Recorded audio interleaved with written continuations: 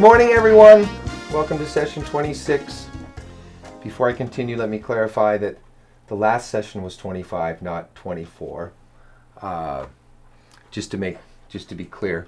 The last few sessions we talked about polychords and alternating triads.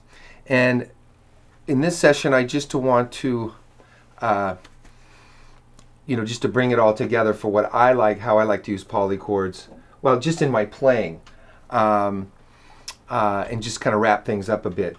There's always, a lot of the subject that I talk about can be delved into a little deeper, if you like. I just kind of touched the surface a little bit on some of these things. But you could, on these alternating triads and polychords, you could go through all your chords, all your changes, all your 2-5, go through your whole 2-5-1 cycles and practice them. Practice the Dorians and the Mixolydians and all that stuff and all the keys. So here's what I like. Here's how I like to use. When I'm playing and just using this stuff, I like to. It gives me using polychords gives me an easy way to grab big chords without thinking. It's just kind of a nice way. And for people starting out, like for example, if I'm playing let's say I'm playing a C7 C chord. Okay, dominant chord. And we have C, here's a bass clef, B flat, E natural, and that's a really good piano voicing for root 7 major third, okay? Now, what happens if I just stick an A triad on top of that, okay, on that? If you wrote it out as a polychord, it would be C7 flat line with an A on top, but you don't have to do that. Just write C7. You could write C7 flat 9. But what it does is the C7, C flat 7, there's the A. It's right there for me. And if I want to voice this for any groups of instruments, including human singing, human voices, it's an A triad. Love it, okay? So you can do that. Also, I like to do, like a lot of times on a C7, I will put a D triad on top, okay, of C7. The D triad gives me this is my 13, my 9, and my plus 11, okay? So that's like this. Well, that would look like this.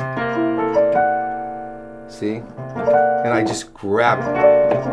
In fact, I can play a C7 and even an arpeggio, the D major on top. You hear that a lot.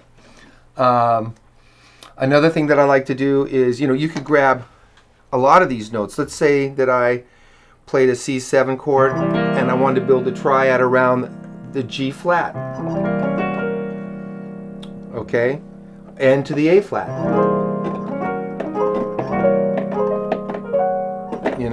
So if I did the A flat,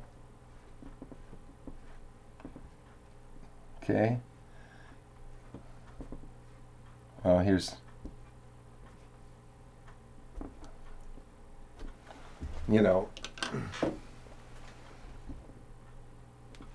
okay, C7, our 7, our third, what's that A flat going to give us? Flat 13. Here's our root again, and then a plus 9. Okay? Now, if I go A flat, G flat, which is, these are all flat. Okay? We could go like that. And we could alternate,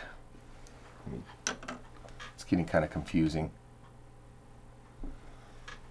We could alternate this A flat and G flat over the C7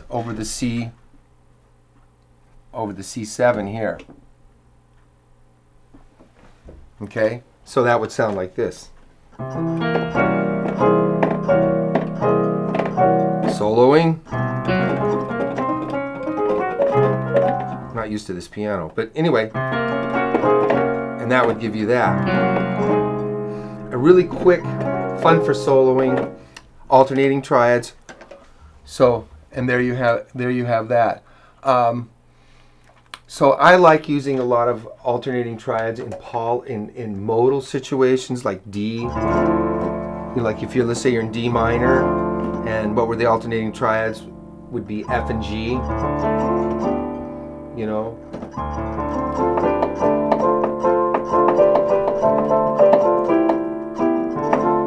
That kind of thing, you know.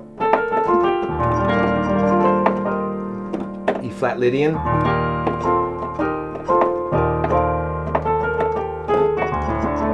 D major, alternating triads. D, E major, D major. That kind of thing. E flat, Lydian, E flat, F major, E flat major. And then back to the Dorian.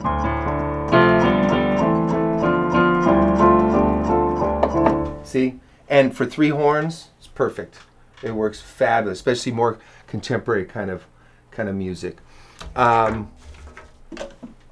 So that's how I like to use polychords for when I'm playing. It's just a really nice way to grab those big chords, and for soloing, it's just another way of thinking. Instead of going C, 7, let me see my flat 9, my triad, a lot of that stuff as you play through the years, just comes automatically. But for people starting out, and even to this day after playing for a lot of years, I still think, oh yeah, A over C, C7, D over my F7 chord, that kind of thing. And I don't concern myself with, it's a 5 chord in minor, and it's really great to know that stuff and to understand how that all works. But, if I want to play a 5 chord in minor, there's C7 flat 9, and I want to go to a 1 chord that's not minor, not this, but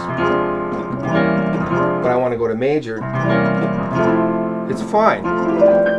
It works beautifully. Anyway, don't forget, shoot me an email. I love to hear from everybody. If you're not signed up for the ebook, sign up for the ebook. I'll send one out. Oh, there's the egg timer. And I'll send an ebook out to you. And until then, thanks for stopping by, and we'll see you at another point. Thanks for stopping by.